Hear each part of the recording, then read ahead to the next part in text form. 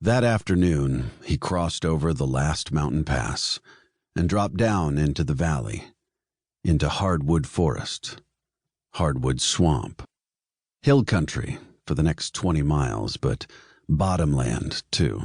Brackish water the color of iced tea swirling around trunks of cypress, the swamp's oldest trees.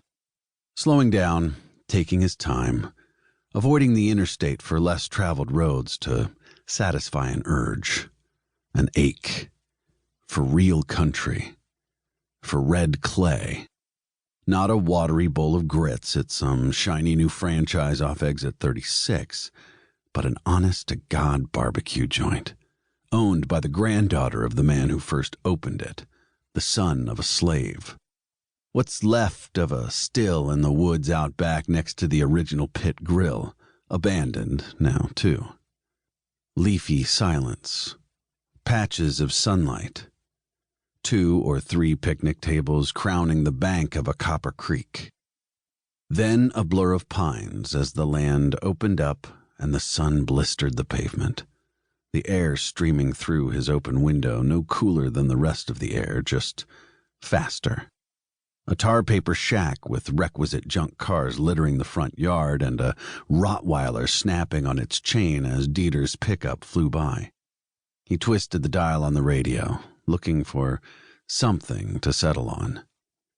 Fire and brimstone, honky-tonk, pork belly futures, then fire and brimstone again, venomous preachers railing against those malcontents who still railed against the war in Southeast Asia 4 years after the fall. He had watched it unfold on TV, at his dad's house.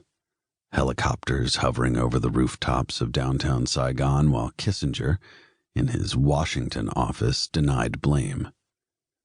Dieter's father, close to tears, gaping at the screen, ashamed of the country his father, in the wake of the horrors of Verdun, had adopted, cherished, loved. A shallow ditch parallel to the highway and wider spaces between the trees now, aisles of light, dips and rises in the pavement, dappled shadows, blade of a road severing a patch of forest that Dieter, with his attention to detail, could readily identify. Loblolly pine, southern red oak, persimmon. As he approached the town, low coast fields of red clay gave way to savannas of sandy loam once submerged under ancient estuaries. In the riverbeds, kids still found shark's teeth polished to an ebony finish by the sea. And now the names of those languid streams flowed through his mind. Carabel, Blackwater, Santa Fe, while the road unraveled its long yellow cord.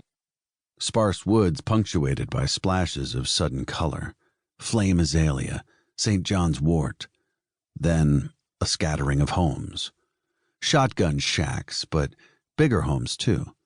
The men who managed the mill or ran the casino staking their claim in the American dream, 3 bedrooms with 2.5 baths and a pool with a view.